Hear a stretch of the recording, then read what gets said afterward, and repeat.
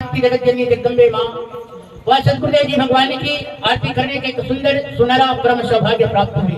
अभी हम लोगों ने जो आरती का क्रम किए, यह आरती का क्रम कोई सामान्य आरती नहीं है और इसी क्रम को करते हुए आज स्वयं ऋषियों के सम्राट सच्चिदानंद ऋषि के अवतार शक्तिपुत्र जी महाराज के निर्देशन में भगवती मानव कल्याण संगठन जो स्वयं माता आदि शक्ति जगत जननी जगदम्बे माँ के नाम पर इस संगठन का नाम रखा, वह उनके बाल बच्चों के नाम पर, वह उनके संत के नाम पर होगा। लेकिन हिंदुस्तान ही नहीं, विश्व में पूरे विश्व का नंबर 1 संगठन भगवती मानव कल्याण संगठन है, जिसका नाम स्वयं माता आदि शक्ति जगत जननी जगदम्बे माँ का नाम पर रखा गया है। मेरे माँ के भक्तों, संगठन का नाम मानव संगठन, यानी सभी जाति, सभी धर्म, सभी संप्रदाय के लोगों को इस संगठन ने आह्वान किया है और सभी जाति धर्म संप्रदाय के लोगों के कल्याण के लिए भगवती मानव कल्याण संगठन का गठन किया गया है। और यह इस भूतल का सबसे सरल साधना क्रम है।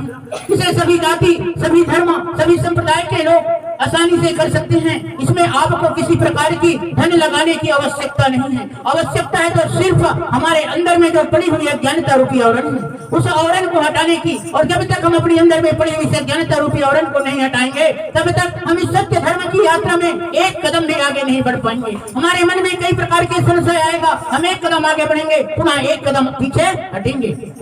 आज जो भी माँ के भक्त भगवती मानव कल्याण संगठन के साथ जुड़कर इस यात्रा में चल रहे हैं, मेरा मानना ही नहीं, मेरा जानना है वह इस भूतल का सबसे बड़ा सौभाग्यशाली मानव है, क्योंकि यह परिवर्तन आप और हमारे द्वारा नहीं डाला जा रहा है। आप और हम इसलिए सौभाग्यशाली हैं मेरे माँ के भक्तों, क्योंकि इस यात्रा में स्वयं माता आदि शक्ति जगत जननी जगदम्बे माँ है, तो हमारी और आपकी आत्मा की जननी है, इस सृष्टि की कण कण की जननी है। उसके द्वारा हमें और आपको इस यात्रा में माध्यम बनाया गया है।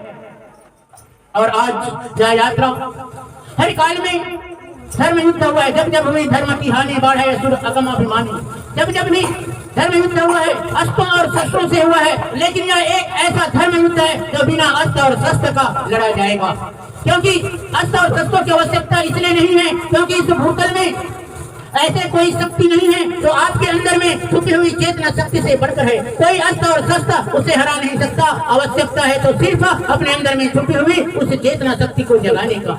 और आज आप लोगों ने अगर गुरुवर के चिंतन सुने होंगे तो उन्होंने पूरे विश्व अध्यात्म जगत को चुनौती किसी गर्व और घमंड के बल पर नहीं, मेरे गुरुवर ने अगर चुनौती दी है तो सिर्फ आत्मशक्ति के बल पर। और जिस दिन आपके अंदर में छुपी हुआ आत्मशक्ति जागृत हो जाएगी, उस दिन भी आप गुरुवर की वाणी बोलना प्रारंभ करेंगे। इसीलिए गुरुवर ने यात्रा प्रारंभ होने से पहले पूरे मानव समाज को 5 भागों में बांटा है। प्रथम भाग में 1000 ऐसे लोग होंगे जिसकी मुखाग्र बिंदु से गुरुवर की वाणी निकलेगी। गुरुवर अगर उसे जलते हुए आग में कूदने को कहेंगे, उफनते हुए नदियों में कूदने के लिए कहेंगे, तो उसके मन में कोई संशय नहीं होगा, वह तुरंत उस अग्नि पर कूद जाएंगे।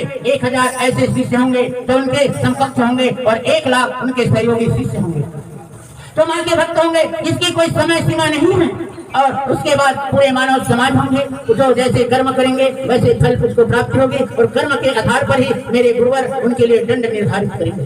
यह यात्रा कोई सामान्य यात्रा नहीं है और मैं आप लोगों को बता देना चाहता हूँ, इस यात्रा से कोई बच नहीं सकता। परिवर्तन प्रकृति का नियम है। जो आदमी समय के अनुसार अपने आप को बदलता है वह जीत जाता है, और जो समय के अनुसार अपने आप को नहीं बदलता वह हार जाता है। क्योंकि इस परिवर्तन में या तो आप गुरुवर के साथ चलेंगे, याद रखना, या तो आप गुरुवर के साथ चलेंगे या तो आप गुरुवर के पीछे पीछे चलेंगे। अगर आप साथ में नहीं चल पाएंगे, पीछे नहीं चल पाएंगे, तो अवश्य इस यात्रा को आप अपने घर पर बैठकर सीखेंगे। क्योंकि यह यात्रा समाज के बीच में एक एक प्रमाण को देते हुए आगे बढ़ रहे। आपको किसी प्रकार की कोई परीक्षाएं देने की आवश्यकता नहीं है। आज जिस भाव को लेकर मेरे गुरु भाई कांता प्रसाद देवांगन ने 1 घंटे का जो दिव्य आरती क्रम का आयोजन किया, क्योंकि आज हमारे पास जो कुछ भी है परम सत्ता और गुरु सत्ता का दिया हुआ है, हम और आप तो सिर्फ एक माध्यम है। तो हम मां गुरुवर के चरणों में एक ही प्रार्थना करते हैं, तो हे माता आदि शक्ति जगत जननी जगदम्बे माँ, इस परिवार को भक्ति ज्ञान और आत्मशक्ति प्रदान करें।